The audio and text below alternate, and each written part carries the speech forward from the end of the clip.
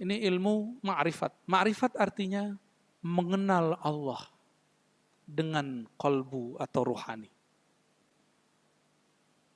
Ilmu ini puncak daripada Islam, iman atau ibadah dan akidah. Diingat, ikrar dan amal zahir ini bisa bertambah, bisa berkurang, bisa naik, bisa turun. Tapi tasdik percaya di kolbu tidak boleh bertambah, tidak boleh berkurang. Jika bapak, ibu, saya tidak mengenal Allah, maka sholat subuh terasa beban. Berzakat, bersedekah terasa beban. Tapi kalau sudah kenal Allah, jangankan subuh, tahajud pun terasa ringan. Duha terasa nikmat. Bersedekah terasa candu. Ini orang baru hijrah, udah berani ngomong sunnah bid'ah. Padahal sunnah bid'ah itu bukan wilayah orang awam. Sunnah bid'ah wilayah ahli hukum.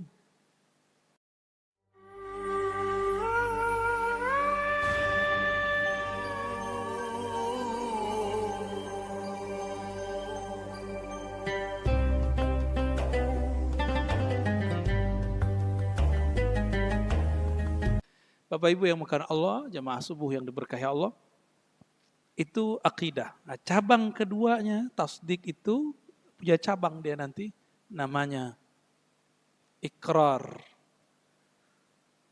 dan amal. Jadi iman itu tadi ada pokok, ada cabang. Ikrar, kita ikrarkan, saya beriman, saya percaya. Lalu kita beramal.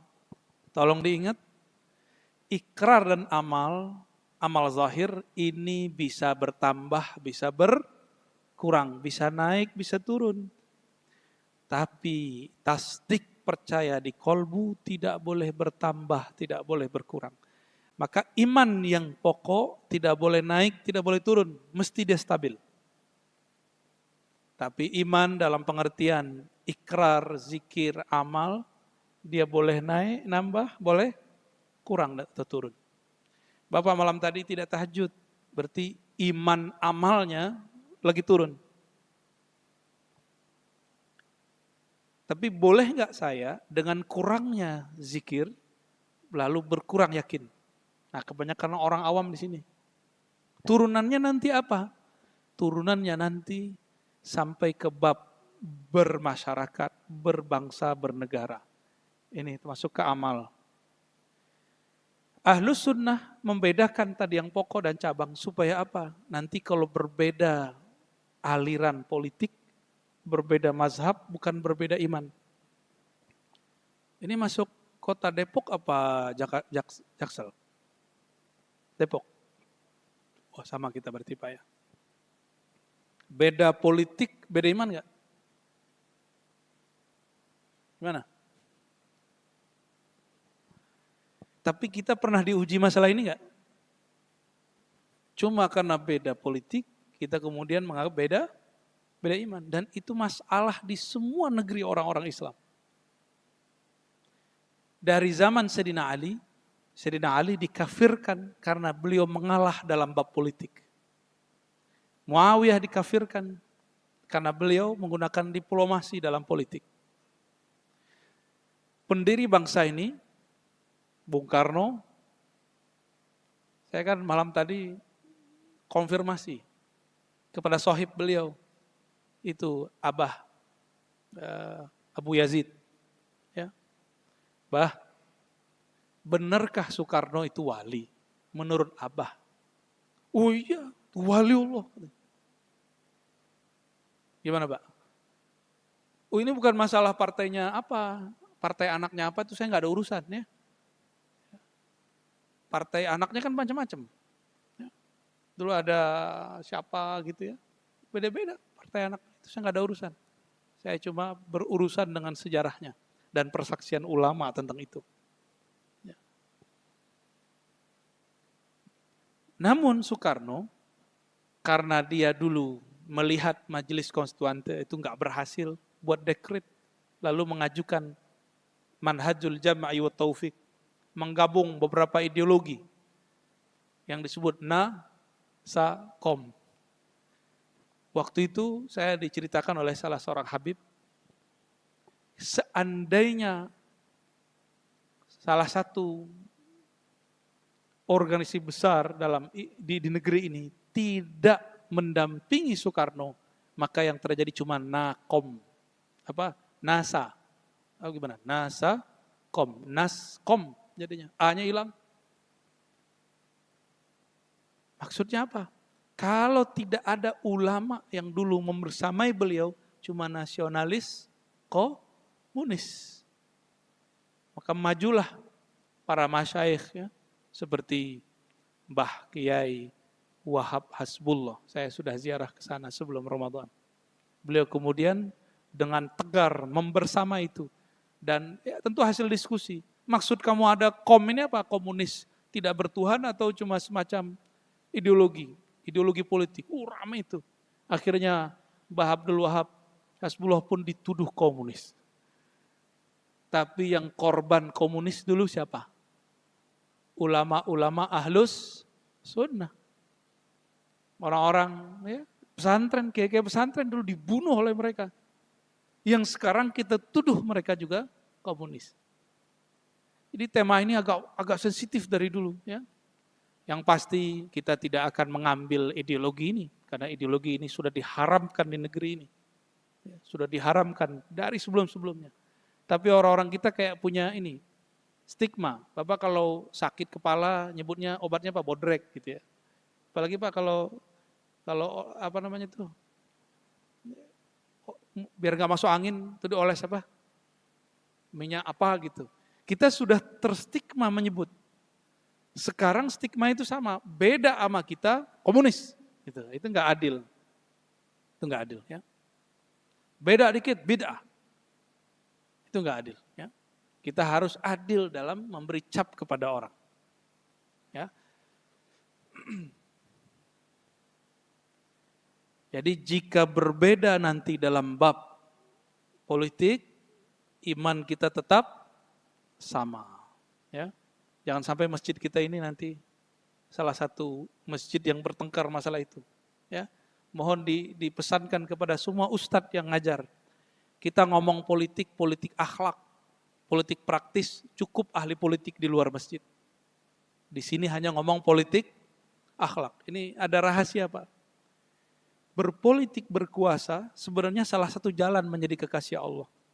Makanya 7 golongan yang dilindungi Allah pada hari kiamat. Nomor pertamanya bukan ulama. Nomor pertamanya siapa? Imamun adil. Pemimpin yang adil. Makanya ujiannya paling berat. Nabi juga mengatakan ya, orang-orang yang paling sial, paling banyak dibenci di akhir zaman, itu orang-orang yang mengambil kepemimpinan. Benar ya? Nah, kita doakan para ulama kita, pemimpin-pemimpin kita semuanya dijaga oleh Allah Subhanahu wa taala ya. Yang kedua tadi akidah, yang kedua ibadah. Nah, ibadah inilah yang diriwayatkan oleh ulama mazhab. Muncullah 4 mazhab. Di sini tadi pakai kudut? Pakai. Orang yang salah faham dikira, oh itu Imam Syafi'i. Yang tidak faham menganggap berkunut itu cara sholat Imam Syafi'i. Bukan cara sholat Nabi. Nah ini logika yang kacau itu. Nabi itu cara sholatnya sangat beragam. Kadang beliau berkunut, kadang tidak berkunut. Nah, Imam Syafi'i, karena ada 2 riwayat yang berbeda, beliau mengambil satu riwayat bahwa Nabi tidak pernah meninggalkan kunut sampai wafat. Beliau ngambil riwayat itu. Atas dasar itulah dari mazhab Syafi'i, kemudian kunut menjadi salah satu hal yang utama di waktu subuh. Beliau tahu kalau ada riwayat bahwa Nabi tidak berkunut, ngerti. Cuma ada riwayat bahwa Nabi ya, tidak meninggalkan kunut hatta yafruqa minad dunya, sampai kemudian wafat. Ya. Bapak sering menyebut hadis riwayat Bukhari, Muslim, Abu Daud, Tirmizi. Itu namanya riwayat teks hadis. Mazhab Imam Bukhari, mazhab Imam Muslim, kalau boleh disebut. Itu riwayat teks hadis. Pemahaman hadis itu diriwayatkan lewat ilmu fikih. Pemahaman hukum. Maka jika disebut mazhab Syafi'i, boleh juga kita artikan pemahaman yang diriwayatkan Imam Syafi'i yang bersambung kepada Rasulullah Sallallahu Alaihi Wasallam. Jadi orang yang bermazhab Syafi'i ikut Rasulullah Sallallahu Alaihi Wasallam. Sebagaimana orang ikut Imam Bukhari ikut Rasulullah. Ngapain ikut Syafi'i, Bukhari aja? Ada yang ngomong gitu? Imam Bukhari murid dari muridnya Imam Syafi'i. Jangan kebalik-balik.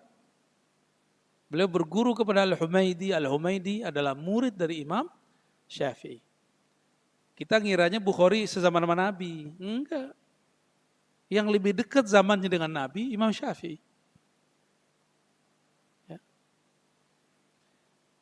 Dan yang ketiga, ma'rifat. Ma'rifat inilah yang melahirkan satu ilmu yang disebut tasawuf. Semoga di sini sudah ada ustadznya yang mengajar tasawuf. Udah Pak. Udah ada ya? Sim-sim. Dan yang afdal pakai kitab. Belajar tasawufnya pakai kitab. Risalah Kusyairiyah kah, Mukhtasar Ihya kah, Bidayatul Hidayah, apa saja. Yang penting ada kitabnya, biar nggak ngulang-ngulang. Saya alhamdulillah semenjak dari 2015 sampai sekarang concern menghidupkan kajian berbasis kitab, walaupun di masjid. Walaupun audiensnya tidak bisa baca kitab, nanti kita terjemahin. Ya, masa saya suruh bapak nyantri kan? Nyantri udah tua-tua gini kan lucu. Mau dimarahin gimana? Ya, ketemu saya santri saya kemarin. Nggak pernah ke luar negeri Pak. Tapi sekarang jadi translator Syekh dari Palestina. Karena dulu hampir setiap hari sama kita ajar 1,5 jam sampai 2 jam dalam bahasa Arab. Jadi saya belajar bahasa Arab dan praktek itu enggak pekan Arab gitu enggak. Sehari cukup 2 jam, 1 jam. Itu sudah cukup. Kita bersyukur, alhamdulillah. Enggak pernah kuliah di luar negeri, tapi menerjemahnya alhamdulillah lebih bagus. Alhamdulillah. Ya. Ini ilmu ma'rifat. Ma'rifat artinya mengenal Allah dengan qalbu atau ruhani. Ilmu ini puncak daripada Islam, iman atau ibadah dan akidah. Jika bapak, ibu, saya tidak mengenal Allah, maka sholat subuh terasa beban. Berzakat, bersedekah terasa beban. Tapi kalau sudah kenal Allah, jangankan subuh, tahajud pun terasa ringan. Duha terasa nikmat. Bersedekah terasa candu. Udah begitu belum Pak? Belum ya? Berarti belum kenal Allah tuh. Baru percaya doang, belum kenal. Kenal belum, percaya udah. Dalam bahasa Arab, itu berbeda ma'rifat dengan i'tiqad. I'tiqad diyakini, dipantapkan. Sedangkan ma'rifat knowledge-nya, pengetahuannya. Mengenal Allah ini ada caranya. Ada dengan fisik, kita lihat alam, kita katakan ini perbuatan Allah. Nah, inilah wilayah sains. Agak lebih tinggi, filosof atau orang-orang yang ahli-ahli ilmu hikmah, bukan ilmu hikmah, hikmah kebijaksanaan. Mereka menggunakan akalnya. Atau ahli kalam, ahli akidah. Mereka mengenal Allah dengan akal. Tapi akal ini tidak bisa memikirkan sesuatu yang tidak pernah terlihat. Maka akal karena tidak pernah melihat Allah, dia perlu menganalogkan, mengkias-kiaskan, mencontohkan Allah itu gimana, sifatnya gimana. Seperti Bapak ini, kalau diceritakan masalah suatu benda makanan yang belum kita makan, teman kita kasih contoh, rasanya mirip sama ini gitu. Contoh, buah yang nggak ada di Indonesia, tapi ada di Eropa. Buah apa Pak? Itu blueberry ya. Bener, nggak ada kan di Indonesia? Terus kita bilang mirip-mirip sama anggur. Kebayangnya anggur. Itu akal begitu. Akal seperti itu. Ya, akal perlu contoh-contoh analog. Tapi kalau mengenal Allah lewat akal capek. Karena Allah tidak dapat dipikirkan. Bapak coba mikirin Allah gila. Dipastikan gila. Allah itu hanya dapat dirasakan. Nah, rasa itu hanya muncul dari ma'rifat, mengenal Allah Subhanahu wa ta'ala. Karena ini urusannya ruh. Mesti belajar kepada orang yang mengerti ruh, kolbu. Yang paling mengerti ruh dan kolbu adalah Rasulullah sallallahu alaihi wasallam dan orang yang terhubung kepada baginda Rasul sallallahu alaihi wasallam. Ilmu ini jika dalam ilmu ibadat namanya mazhab, dalam ilmu tasawuf disebut thariqah. Jadi jangan alergi kalau nyebut thariqat gitu.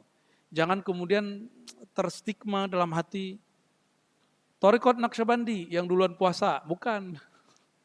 Ya, benar ya? Itu kita udah kena racun berita itu.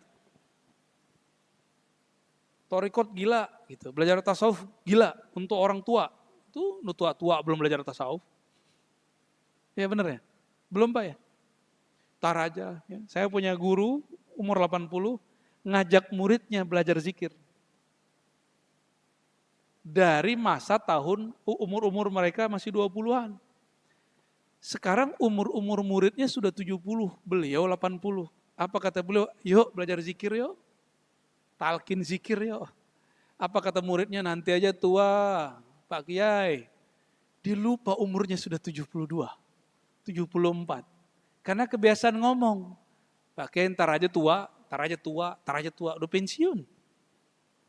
Sekarang bubar pengajiannya, karena guru saya sudah nggak sanggup jalan-jalan jauh. Belajar hikam, sama belajar Ihya Ulumuddin. Ya, 1-2 kitab yang luar biasa. Nah, jadi jangan diundur-undur Pak untuk belajar. Jangan diundur lagi. Kita nggak tahu nasib kita gimana ntar. Ya. Ntar kalau ada pandemi baru lagi, udah nggak bisa keluar lagi, nggak boleh kumpul lagi. Ya. Nah, ilmu ma'rifat ini diturunkan lewat ulama-ulama tasawuf. Ulama tasawuf ini berbeda dengan thariqah. Nah, tasawuf itu ujungnya mengenal Allah, beribadah seakan memandangnya atau merasa dipandangnya. Kalau thariqah baru metode.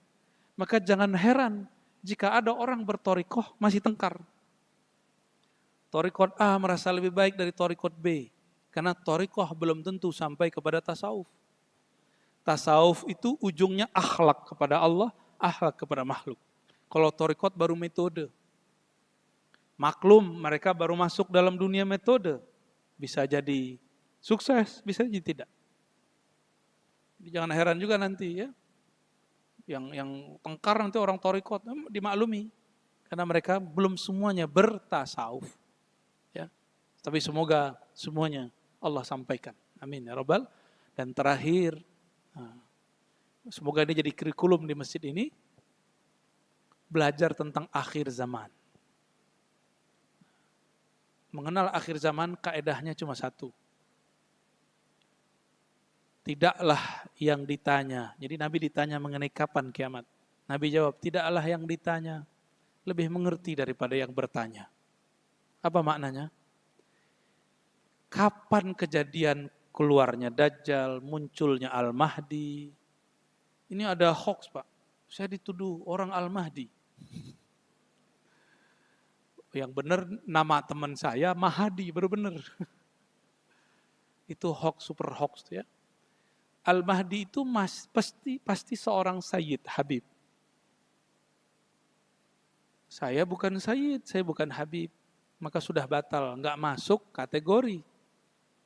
Al-Mahdi itu kriterianya orang yang paling kenal Allah.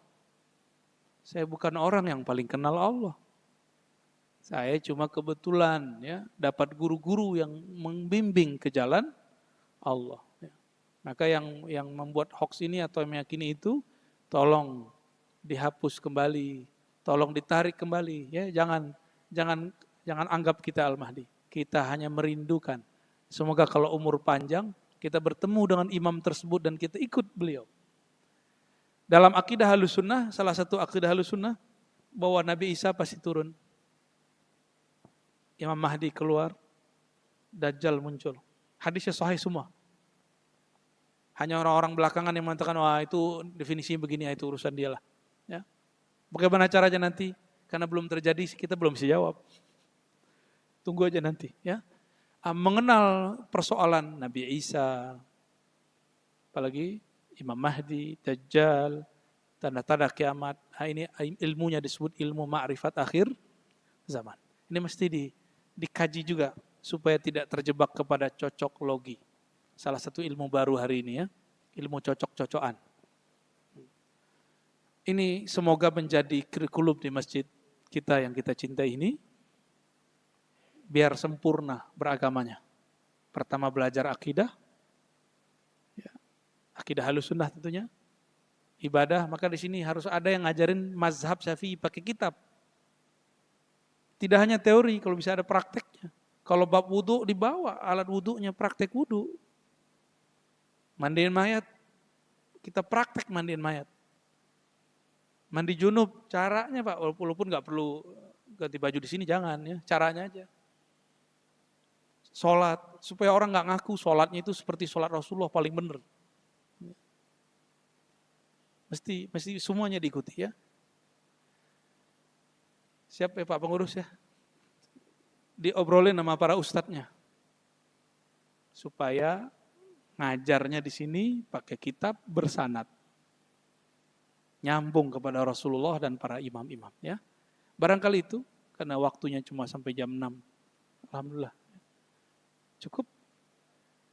Dua aja kata itu.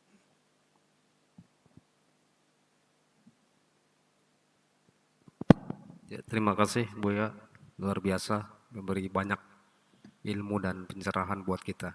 Baik Bapak Ibu, kami beri kesempatan 2 penanya saja dengan 2 pertanyaan ya. Silakan.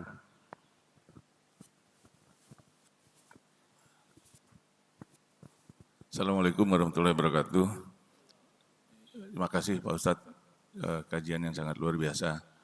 Saya simpel aja Pak Ustadz, bagaimana kita menyikapi dan mempercayai bahwa takdir yang sudah ditetapkan Allah itu di Lauhul Mahfuz sebagai satu pedoman kita.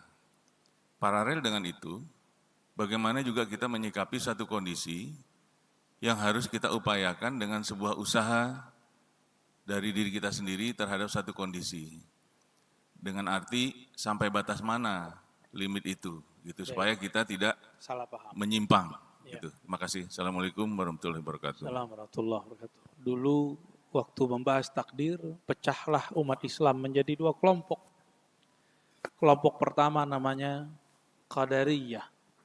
Kelompok yang mengatakan takdir di tangan makhluk. Kalau di Cina itu aliran Taoism. Ya. Takdir itu nggak ada, kita yang buat takdir sendiri. Itu aliran Qadariyah, bukan Qadiriyah. Qadiriyah pengikut Syekh Abdul Qadir Al-Jilani. Ya. Qadariyah ini banyak dipakai oleh aliran-aliran Mu'tazilah. Dan orang-orang salah paham hari ini dikira kalau ikut Qadariyah, kelompok yang mengatakan takdir di tangan kita, kita akan maju. Itu keliru besar. Nggak ada hubungannya. Lalu ada kelompok anti dengan itu, disebut kelompok Jabariyah. Bahwa semua takdir di tangan Allah dan kita zahir batin dipaksa oleh Allah. Disebut majbur. Kelompok ini disebut Jabariyah. Dulu di Banjar ada Syekh Muhammad Arsyad Al-Banjari pernah membahas ini. Syekh Abdul Somad Palembani pernah bahas ini. Syekh Abdul Rauf Singkili pernah bahas ini. Syekh Nuruddin Araniri dari Aceh juga pernah bahas ini. Sampai zaman sekarang. Sampai ke Buton itu ada Sultan Muhammad Aidrus. Saya pernah meneliti dan mentahqiq risalah beliau, Hadiyatul Bashir. Itu juga membahas bab ini. Ternyata ini perdebatan berkembang sampai kemana-mana. Jadi ada orang yang ketika dia bermaksiat, dia salahkan Allah. Kenapa kamu minum khamar? Sudah takdir gitu. Gitu. Kenapa kamu bermaksiat? Sudahlah, itu kehendak Allah. Kalamnya benar, tapi maksudnya nggak benar. Semuanya kehendak Allah, benar nggak? Tapi dia sedang mempersalahkan Allah. Ahlus sunnah mengajarkan dua hal. Pertama namanya kasab atau ikhtiar, yang kedua adab. Dua kelompok ini kemudian ditengahi, muncullah imam namanya Abul Hasan al-Asy'ari. Imam Abul Hasan al-Asy'ari mengambil jalan tengah. Karena enggak jalan tengah, berarti enggak ikut kiri, enggak ikut kanan.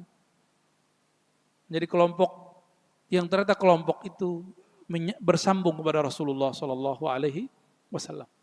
Imam Abul Hasan al-Asy'ari mengatakan bahwa takdir itu artinya ukuran yang sudah Allah tentukan. Ukuran ini semacam jatah. Takdir bahasa Arab itu Allah memberikan ukuran. Lalu Allah berikan kemampuan di dalam diri kita, namanya kasab dan ikhtiar, untuk memilih. Saya menyebutnya kesadaran. Kalau bahasa Arabnya kasab, usaha atau ikhtiar. Tapi makna lainnya kesadaran. Kesadaran untuk milih. Nih, mohon maaf Pak, coba angkat tangannya. Coba angkat tangannya. Oke, itu yang angkat Bapak atau Allah?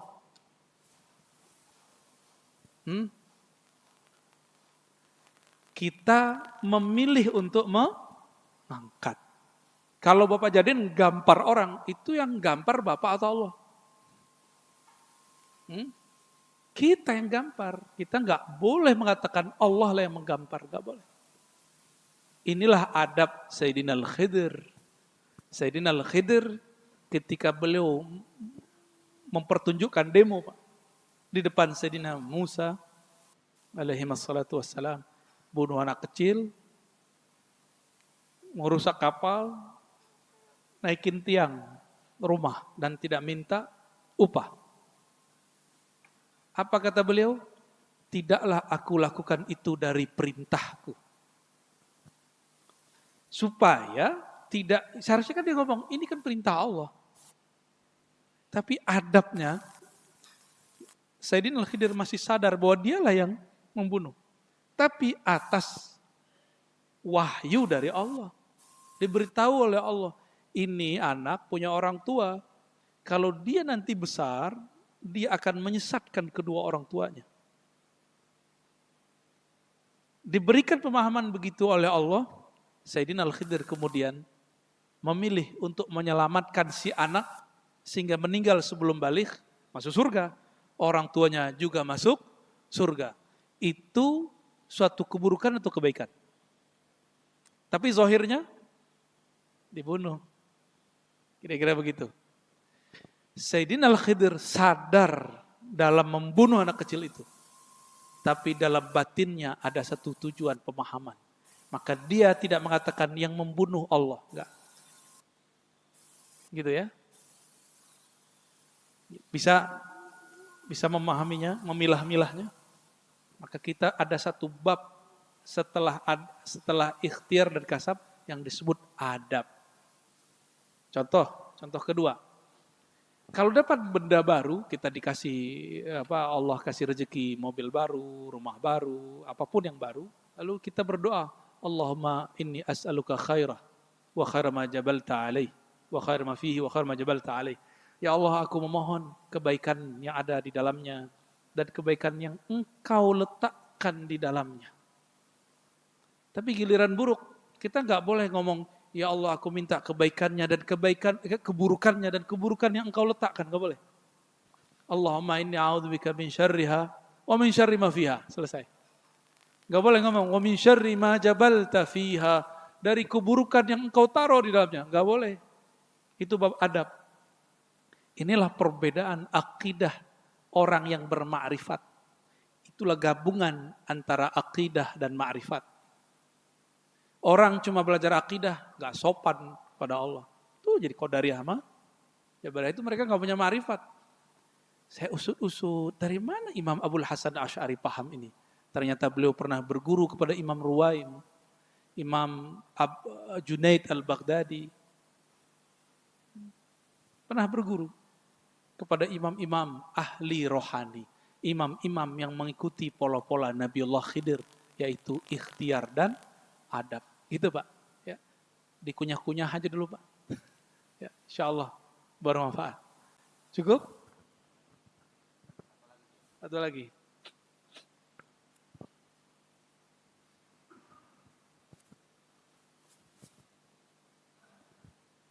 Bismillah. Assalamualaikum warahmatullahi wabarakatuh. Assalamualaikum. Ustadz, saya mohon penjelasannya mengenai hadis yang mafhumnya, yang intinya, bahwa barang siapa yang mampu berhaji, tapi dia tidak berangkat haji, maka pilihlah matinya Yahudi atau Nasrani gitu Ustadz. Mohon penjelasannya, hadis ini statusnya gimana? Sahih atau gimana? Atau apakah jadi kafir gitu Ustadz? Orang yang mampu haji tapi tidak berhaji. Terima kasih Ustadz. Assalamualaikum warahmatullahi wabarakatuh. Assalamualaikum. Hadis ini dipakai oleh ulama-ulama ahli fikih, ahli hadis. Ya. Secara makna, orang yang mampu berhaji, mampu ini tidak hanya duit. Mampu ini juga masalah safar. Sekarang kita daftar, baru keluar ya jadwalnya. Berapa tahun sekarang antrinya? 12. Di Malaysia sudah lebih dari 30 tahun sepertinya. Jadi anak-anak baru lahir sekarang sudah didaftarkan. Ya, ditambah pandemi kemarin 2 tahun, sekarang cuma berangkat 50%. Ya, saya aja diundur lagi Pak. Tapi semoga antara ada jalan, biar jalan tol cepat nanti ya. Amin. Ya. Kata sanggup di situ, lalu dia sanggup tidak berangkat. Artinya apa? Dia sanggup tidak ada halangan, maka istita'ah ini sekarang tidak hanya 2, dulu kan istita'ah itu 2, kemampuan. Dulu cuma harta dan badan. Enggak, sekarang juga masalah kebijakan. Nomor 3. Urusan negara dan negara. Kalau zaman dulu enak Pak, punya duit berangkat pakai kapal. Tapi meninggal di tengah jalan, di kapal meninggal, kapalnya tenggelam. Banyak dulu Pak Haji pulang cuma nama. Tapi Pak Haji dulu pulang pasti alim. Karena dia tinggal berbulan-bulan, bertahun-tahun di tanah Mekah. Pulang pasti bisa bahasa Arab dan bawa kitab. Mohon maaf Pak Haji hari ini nggak pantas dapat gelar Pak Haji, mohon maaf. Ya, silakan tersinggung Pak ya. Pak Haji dulu pasti bisa baca kitab. Maka kalau kenalan sama orang jangan bilang saya Pak Haji Fulan. Gak pantas. Ya, gak pantas Pak. Maka dulu dalam sejarah haji Indonesia itu ada beberapa buku. Semua orang yang hujjat, para haji, pulang-pulang bawa keilmuan. Bawa ijazah keilmuan. Semuanya bawa. Dan mereka pulang ganti nama. Kiai Ahmad Dahlan itu namanya dulu Muhammad Darwish. Pulang-pulang dikasih nama sama gurunya untuk mengambil keberkahan nama Imam Said Ahmad Zaini Dahlan. Imam pemberantas ajaran Wahabi. Maka dikasih nama lah beliau Ahmad Dahlan. Berharap pergerakan beliau nanti jauh dari pengaruh Wahabi. Ya. Kira-kira gitu Pak. Jadi mesti istita'ah itu 3. Ya, harta, kesehatan, yang ketiga kebijakan. Nah, jika ini sudah cukup, lalu tidak berangkat, maka pilihlah mati Yahudiyan atau Nasraniyan, itu benar. Matinya sebagai orang Yahudi atau Nasrani. Karena dia tidak menjalankan ajaran Islam. Inilah enaknya rukun Islam. Enggak sanggup, cukup 4. Syahadat, sholat, puasa, zakat. Kalau ada kesanggupan 5. Ya. Ketika ada kesempatan Pak, umroh aja Pak. Kita enggak tahu kapan bisa berangkat. Ada kesempatan umroh. Ya. Ini mumpung lagi dibuka lagi nih. Udah umroh aja berangkat. Kalau enggak mungkin untuk pergi haji. Umroh ini kan haji juga Pak, haji kecil. Ya. Di kampung saya dulu kalau orang umroh itu dipanggil haji juga. Haji-hajian. Kita doakan ini kemarin pelepasan pertama orang-orang berangkat haji. Barangkali itu bukan hanya Indonesia. Barangkali semua negara baru kita yang awal kali ya. Kayaknya kita awaluman ya, orang-orang yang pertama kali melepas. Kita doakan para haji baik laki-laki perempuan dijaga oleh Allah SWT, hajinya mabrur dan kita juga segera dihantarkan ke sana. Amin ya rabbal alamin. Al-Fatihah. A'udzubillahi bismillah. Suratul ladzina an'amta alaihim Allahumma rahman rahim karim azim. Ya man yudabbirul laila wan nahar. Shalli ala nabiyina Muhammad. Ya Allah yang mengatur siang dan malam, yang menggerakkan badan kami, yang mengalirkan darah dalam tubuh kami, yang membuat gerakan denyutan di dalam jantung kami, yang mengatur kedipan pada mata kami, yang menumbuhkan satu helai rambut di badan kami. Ampunkan kami ya Allah. Dosa kami ada di setiap bagian tubuh ini ya Allah. Belum lagi dosa batin, dosa qalbu ya Allah. Dosa merasa lebih baik, lebih suci dari orang ya Allah. Merasa lebih alim daripada orang lain ya Allah. Merasa paling benar. Dosa iri dan dengki. Dosa berprasangka buruk kepada makhluk Engkau. Dosa-dosa yang kami tidak mungkin sebutkan satu persatu. Maka kami mengakui di hadapan-Mu ya Allah. Kami ini pendosa ya Allah. Maka dengan ampunan dan rahmat-Mu ya Allah, faghfirna wastur auratina. Ampunilah kami, hapuslah dosa-dosa kami dan tutuplah aib kami di sisi-Mu dan di sisi makhluk-Mu. Allahumma adfa'anna al-bala wal waba wal fahsya wal munkar. Ya Allah, tolaklah, jauhkanlah bara bencana, keburukan dari kami, khususnya orang-orang yang percaya kepada Engkau.